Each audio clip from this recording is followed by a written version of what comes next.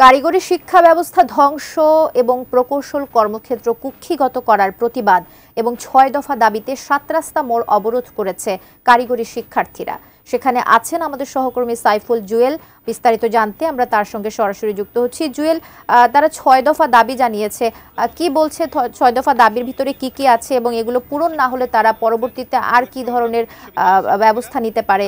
দীর্ঘদিন ধরে রেশারেশি চলে আসছে এবং বিভিন্ন দাবি দাওয়া নিয়ে উভয় পক্ষই আন্দোলন করে যাচ্ছেন। তো এমন ধারাবাহিকতায় ডিপ্লোমা ইঞ্জিনিয়ারদের যে দাবি ছিল পূর্ববর্তী দাবি, সেই দাবির বিপক্ষে বুয়েটের শিক্ষার্থীরা সহ সারা দেশের যে সকল প্রকৌশলী শিক্ষার্থী রয়েছেন তারা ৩ দফা দাবি জানিয়েছিলেন। আজকে বেলা ১২টার দিকে ১২টা পরবর্তী সময়ে ডিপ্লোমা প্রকৌশলী শিক্ষার্থীরা এখানে আবারও জড়ো হয়েছেন এবং তারা ৪ দফা দাবি করেছেন। আমি যদি এখানকার দু একজন শিক্ষার্থীর সাথে যদি একটু কথা বলতে চাই যে তারা আসলে তাদের দাবি আদায়ের ব্যাপারে তারা কতটা সোচ্চার, আমরা যদি একটু জানতে চাই।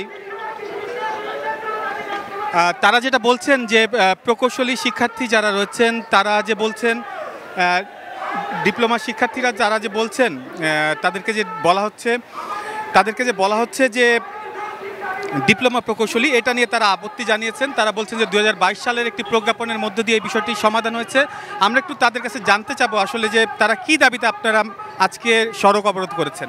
আজকে আমাদের মূলত দাবি হচ্ছে ৩ দফা দাবি, ৪ দফা দাবি আমাদের দাবি। আজকে দাবিগুলো হচ্ছে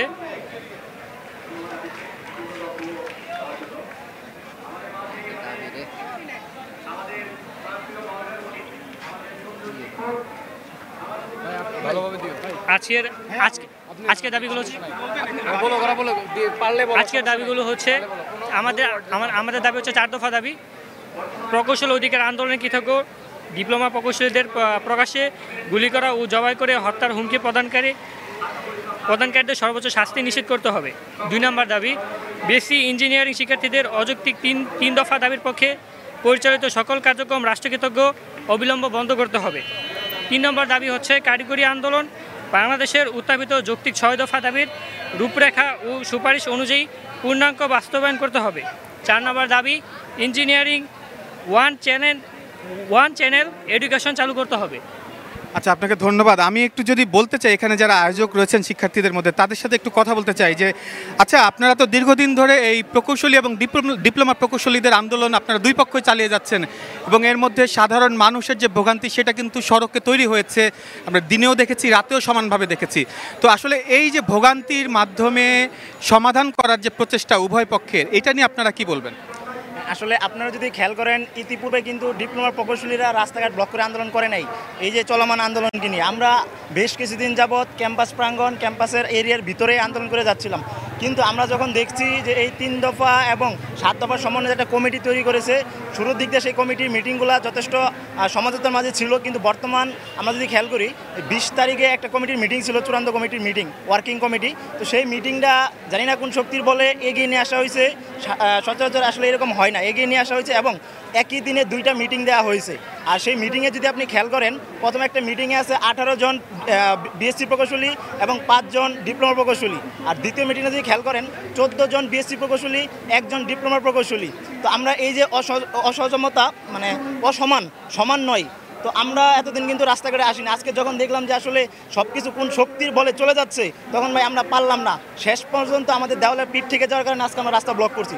রাস্তা ব্লক করার পরেও কিন্তু আমরা ইমার্জেন্সি যে বিষয় সেগুলো ছেড়ে দেওয়ার ব্যবস্থা করছি। আপনি যদি খেয়াল করেন, উপরে ল্যান্ড আমরা সম্পূর্ণ ক্লিয়ার করে দিছি এবং ওই পাশের ল্যান্ডটা হাতির ঝিল দিক দিয়ে আমরা ওদিকে বের করে দিছি, যার কারণে আমরা কিন্তু যথেষ্ট চেষ্টা করতেছি দুর্ভোগ যদি কম হয় সেই চেষ্টাটা আমরা চালাচ্ছি।